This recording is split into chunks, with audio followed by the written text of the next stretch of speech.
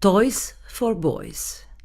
Jugoslavija je bila neka vrsta mitološke zvijeri, nešto poput gigantske boje, štoli, koju su dječaci ubili, zatukli štapovima, razvukli po prašini, isjekli njezinu kožu u trofejne komadiće.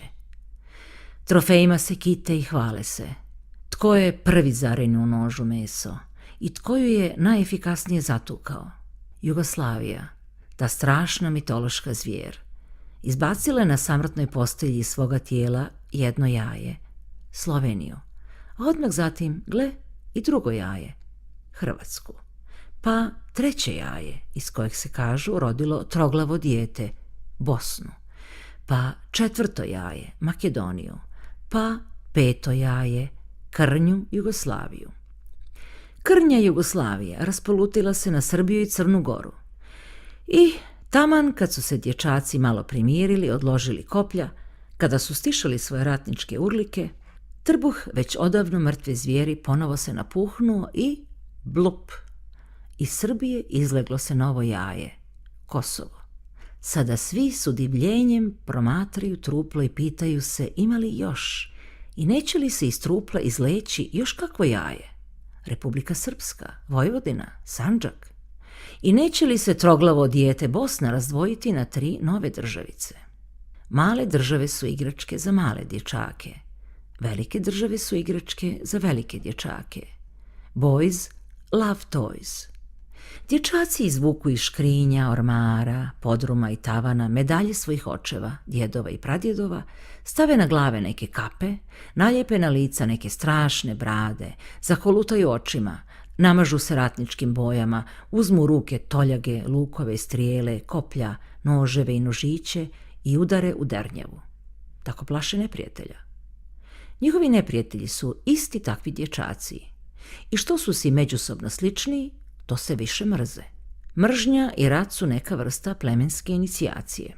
Dječaci usput zatuku i svoje roditelje, ali i to spada u inicijaciju. Dječaci se potuku među sobom. Oni jači zarobe one slabije, pa ih malo muče, ponekog objese, ponekog ubiju, ponekog razmijene s neprijateljima. Evo vašeg za jednog našeg. A onda se dječaci rastrče po svijetu tražeći za svoja herojstva priznanje. Priznanje mogu dobiti samo od velikih dječaka. A kada im veliki dječaci uruče priznanje, ovi mali, tek izašli iz rata, krenu u posao izgradnje svoje države. Izaberu svoga predsjednika, svoga premijera, imenuju svoje ministre, svoje policajce, svoje diplomate, svoje predstavnike. Kako se gradi država uče od drugih, svoga iskustva nemaju. Imitiraju odraslije dječake, način na koji odrasliji dječaci govore, što govore, kako se odjevaju i slične korisne stvari. Dječaci traže saveznike, hrle u veće i jače dječačke saveze, da im neprijatelji, ti što žive iza granice, ne bi mogli naškoditi. Ako im neprijatelj nagazi malo na granicu, odmah udare u dreku, poredaju se i jedni i drugi uz granicu, zaprijete svojim toljagama, nožićima, strelicama, izvuku one prašnjave brade i kape, kolutaju očima i viču, sve dok im veliki dječaci ne priprijete prstom. Dječaci izabiru među sobom svećenike, sagrade im kolibe, na vrh kolibe postave neki znak, križ ili nešto slično, a različito od znaka dječaka koji žive iza granice. Dječaci iskroje svoje zastave, najčešće slikovima orlova ili lavova, silnih zvijeri, u nadi da će orlovski ili lavlji duh prijeći na njih i zaštititi njihovu malu državu od neprijatelja. Dječaci iskroje svoje odore, izmisle svoje rituale i sagrade spomenike sa svojim herojima. Dječaci zatim proslavljaju svoje pobjede nad neprijateljem, udjeljuju si ordenje za zasluge i grade sebi kolibe na boljim mjestima svoga malog teritorija. Državice u toj fazi više sliče na izviđačke kampove nego na improvizirane plemenske naseobine. Djevojčice ne pripuštaju. Države su igračke za dječake. Dječaci onako ne znaju što bi s djevojčicama, malo ih se pribojavaju, pa ih zato proglašavaju glupima i ružnima. Ponekad ih zlostavljaju ili ih preprodaju drugim dječacima koji žive u drugim državama za kakvu korisnu tricu. Djevojčice obično stoje po strani zabavljene svojim lutkama. Čekaju da dječaci odrastu. Misle o tome kako će s dječacima jednog dana izroditi djecu. Da, Države su igračke za dječake. Toys for boys. Najveća ironija, iako dječaci ne razumiju riječ ironija, leži u tome što u njihovim državicama ništa nije ni njihovo, niti nezavisno. Dječaci pojma nemaju da iza svega stoji nevidljivi gospodar, taj koji im je tutnuo igračke u ruke. Imena tih nevidljivih gospodara su različita, već prema tome korporativni kapitalizam, ujedinjena mafija, u svakom slučaju novac. Sve to tako izgleda iz sigurne ptičje perspektive, dakako. U prizemljenom životu stvari su uvećane i naši dječaci su odrasli, veliki ljudi. Na njima se drži ovaj svijet i nije naše da ih izvrgavamo poruzi. Mi smo žrtve njihovih igara. U raspadu Jugoslavije mnogo je ljudi pobijeno, mnogo je toga srušeno i spaljeno, mnogo ljudi raseljeno, mnogo života uništeno. Sve se okrenulo na glavce. Jedina je utjeha kažu da su to ljudi tako htjeli. Ili nisu baš tako htjeli, ali stvari su izmakle kontroli. I eto, možda se malo previše krvi prolilo za odbranu ognjišta, doma, kolijevki, nacionalnog identiteta i tisućljetnih državotvornih snova. Najnovije jaje, Kosovo, posljednja je karika u raspadu Jugoslavije i stvarni kraj rata, kažu ljudi, iako za to nemaju dokaza. Euforija oko rađenja nove nezavisne državice u Europi samo potvrđuje da dječaci ništa osim države zasnovane na etničkim principima uz obavezno poštovanje prava manjina dakako nisu u stanju izmisliti. Isti nedostatak imaginacije potvrđuju Srbi, koji tvrde da nikad neće odustati od Kosova, od svoje kolijevke.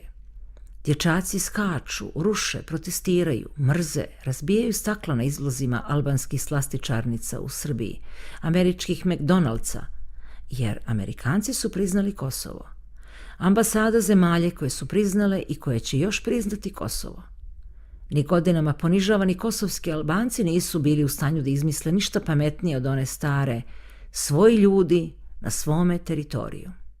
Rađanje države bilo je propraćeno romantičnim viorenjem novodizajniranih kosovskih zastava, albanskih zastava, američkih zastava, jer Amerikanci su priznali Kosovo, i puštanjem žutih balona u zrak. Žuti baloni, žute zvijezde, poljubac upućen Evropskoj zajednici.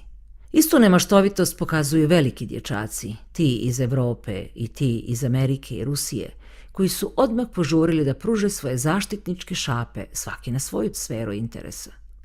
Svi dječaci vole i respektiraju države. Države su definitivno igračke za dječake.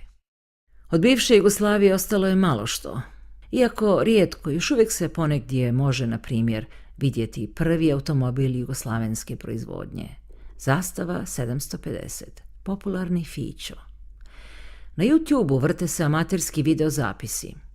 U jednome je neki golemi dječak, seljak, u svome dvorištu batinom razbija svoju staru igračku, Fiću. Tako valjda simbolički pokapa mrsku Jugoslaviju. Nedavno je grupa lokalnih entuzijasta u nekom hrvatskom mjestu oživjela starog Fiću, ofarbala ga u plavo, bijelu boju i na vratima ispisala milicija. Automobil je zaplijenila hrvatska policija s obrazloženjem da uskrsavanje starog milicijskog Fiće vrijeđa uspomenu na bivšu Jugoslaviju. Iako je proteklo gotovo 2 desetljeća od smrti Jugoslavije, dječaci se još uvijek boje duhova bivše državice. Čak i kada se oni pojavljuju u simboličnoj igrački kakva je stari Fićo. Ostaje pitanje, zašto? Je li to zato što je bivša zajednička država bila građena na solidnijim, pravednijim i modernim temeljima od današnjih? Ili je to zato što je bivša državica bila zona sumraka iz koje su svi jedva čekali da izađu na slobodu i oslobode se mučkog suživota s drugima?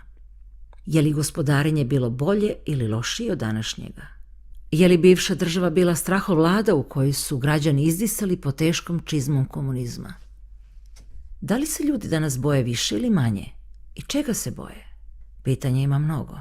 Nema ničeg lošeg u tome da se postavljaju pitanja. Slično će nam uostalom uskoro početi postavljati naši unuci. Zanimljivo je jedino da ih nitko ne postavlja. Umjesto da postavljaju pitanja, dječaci mašu svojim zastavama i spaljuju tuđe. Razbijaju stakla na prozorima, urlaju, zveckaju noževima, jadikuju, tužakaju se, zovu u pomoć, prijete, sugerirajući svojim ponašanjem da su države zapravo rezultat slučaja ili pukog biološkog ciklusa, dok jedne eto umiru, druge se eto rađaju. Zanimljivo je i to da samo dvije stvari u današnjem svijetu izazivaju histerične reakcije kod ljudi. Jedna je Bog, druga država. Snažne i nekontrolisane erupcije emocija kada su u pitanju Bog i država samo indiciraju da su obje institucije zapravo ispražnjene od svoga značenja. Za smrt Boga prišapnuo nam je nešto prije 100 godina Friedrich Nietzsche. Za državu nismo znali. Veljača 2008.